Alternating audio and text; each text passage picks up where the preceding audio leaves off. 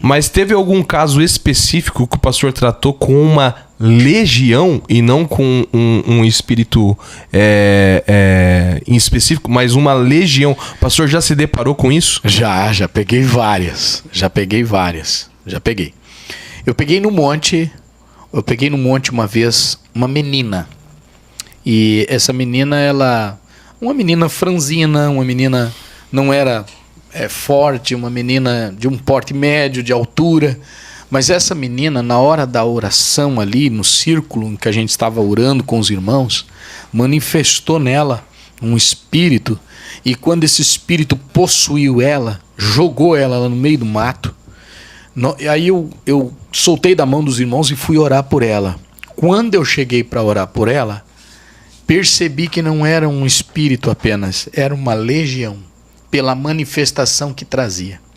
Primeiro porque a força era algo fora do comum. E como ela se manifestou colocando só os 2 dedos no chão e o corpo todo para cima, então eu disse, cara, é uma legião severa, né? E aí eu perguntei quem estava ali, né? Eu não gosto de entrevista com espíritos, eu não sou um entrevistador, gente, eu odeio isso aí, entendeu? Mas existem casos que se fará necessário. Existem muitas pessoas que fazem isso por sensacionalismo. Eu não faço isso por sensacionalismo. Às vezes eu vejo o pessoal colocar microfone na boca do inimigo lá, a pessoa manifesta, né? Quem tá aí? Fala aqui, fala isso, né? Então, não, eu não gosto. Eu faço especificamente quando há necessidade. Então, quando eu vi ela manifestada daquela forma, só com os dedos no chão e o corpo todo levitando para cima, andando só com as pontas dos dedos, eu fiquei abismado e eu disse, quem está aí? Eu perguntei. Aí, aquela voz toda já, uma voz horrível, né? Falando aquela voz grossa, né? Disse, nós somos uma legião. Falou bem assim, né? Aí eu disse, legião? Aí repetiu de novo aquela voz toda grossa, né? Aí eu disse, então eu quero chamar o mais forte que está aí. Eu quero o chefe aqui. Quando eu disse, eu quero o chefe, meu Deus do céu.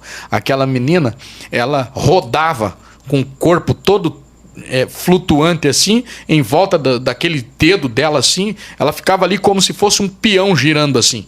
Parecia um escorpião. Porque a perna virou assim e ela parecia um escorpião. Eu disse, em nome de Jesus, eu estou dando uma ordem ao maioral. Sai da vida dela agora. Você e toda a tua comitiva, eu estou dando uma ordem para sair. Em nome de Jesus, sai! Ela caiu longe assim, o corpo foi projetado longe. Eu cheguei lá, perguntei pelo nome dela, pedi que ela fizesse uma oração comigo. Ela falou.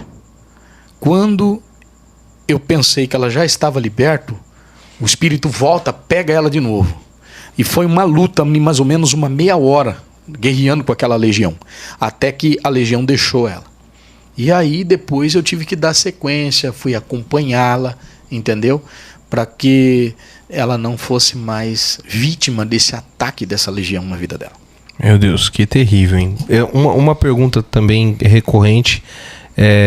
Uma pessoa quando está possessa numa magnitude dessa ou menor, se é que a gente pode classificar como menor, a mente dela, ela fica inconsciente ou ela fica totalmente consciente sem controle do que está acontecendo, que deve ser horrível?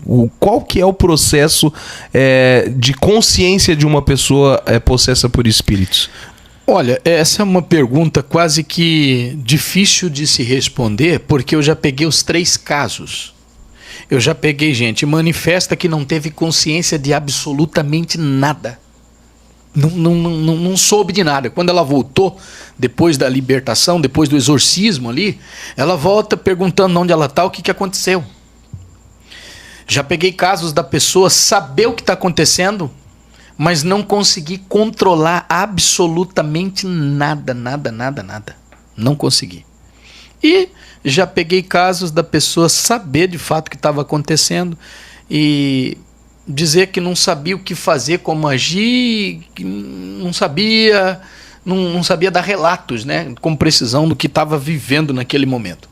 Mas, dentre tantas experiências de ouvir pessoas assim, Eu acredito que quando há um ataque mesmo severo de forças do mal, a consciência é tomada numa violência que a pessoa já não tem domínio, não tem controle e não sabe absolutamente nada.